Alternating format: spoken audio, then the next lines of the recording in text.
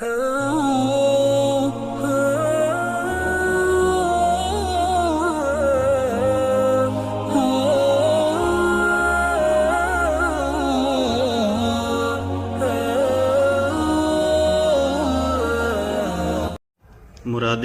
قلب رسول داماد علی المرتضی فاتح بیت المقدس شہید منبر و محراب انتخاب رب العالمین وزیر امام الانبیاء مشیر امام الانبیاء خلیفہ دوم فاتح بیت المقدس فاتح کیسر و کسریٰ میدان عدالت کے نیر تاباں میدان شجاعت کے درخشندہ ستارے میرے امام نے کہا تھا وہ عمر جس کی اعداء پہ شیدا سکر اس خدا دوست حضرت پہ لاکھوں سلام فاروق حق و باطل امام الہدا تیغ مسلول شدت پہ لاکھوں سلام۔ تاریخ انسانی کا مطالعہ کر کے دیکھیں، حضرت عمر رضی اللہ تعالی عنہ انسانیت کا جومر آپ کو نظر آئیں گے، انسانیت کی زینت ہیں۔ عدل کو وقار کس نے عطا فرمایا؟ شجاعت کو وقار کس نے عطا فرمایا؟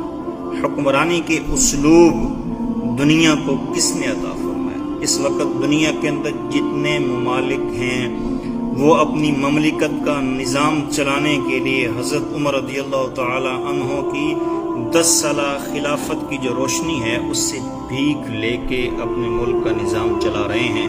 چائنا سے لے کے امریکہ تک، امریکہ سے لے کے ناروے تک، ہر ملک کے اندر کسی نہ کسی اعتبار سے حضرت عمر رضی اللہ تعالیٰ عنہ کے قائم کردہ جو اصول ہیں خلافت کے یا حکمرانی کے، وہ کسی نہ کسی شیپ یا شکل کے اندر لاگو ہیں۔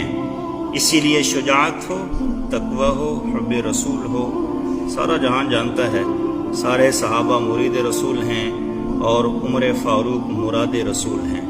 میرے حضور کریم مصطفیٰ علیہ السلام نے اسلام کی عزت کے لیے حضرت عمر کو خود رب سے مانگا۔ ساری دنیا اللہ سے مصطفیٰ مانگتی ہے اور مصطفیٰ کریم اللہ سے عمر فاروق مانگ رہے ہیں۔ اسی لیے میرے امام نے کہا تھا خدا کی رضا چاہتے ہیں دو عالم، خدا چاہتا ہے رضائے محمد۔ حضرت عمر فاروق رضی اللہ تعالی عنہ نے اسلام کو جو عزت، سرفرازی، عظمت، نیک بختی، اقبال، بلندی عطا فرمائی ہے، ابن عباس فرماتے ہیں قیامت والے دن خود اسلام اللہ کی بارگاہ اقدس کے اندر عمر کی عزت اور عمر کے امام کی گواہی دے گا۔ اسلام کہے گا یا رب العالمین یہ عمر ہے جس نے مجھے عزت عطا فرمائی، یہ عمر ہے جس نے مجھے وقار عطا فرمایا، یہ عمر ہے مالک آج عمر کو تو عزت عطا فرما۔ اسلام خود عمر کے ساتھ چل کے 70,000 فرشتوں کی معیت کے اندر حضرت عمر کو جنت الفردوس میں داخل کیا جائے گا۔